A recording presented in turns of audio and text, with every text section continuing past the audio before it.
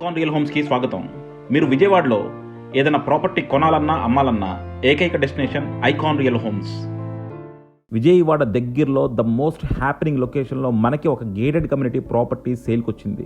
ఇది వచ్చేసి మనకి విజయవాడ హైవేకి అతి చేరువలో ఉంటుంది. సో ఈక్వల్ డిస్టెన్స్లో మనకి విజయవాడ ఉంటుంది, అలాగే గన్నవరం ఎయిర్పోర్ట్ ఉంటుంది, అలాగే వెస్ట్ బైపాస్. సో వెస్ట్ బైపాస్తో మనకి డైరెక్ట్గా అమరావతిలోకి ఉంటుంది.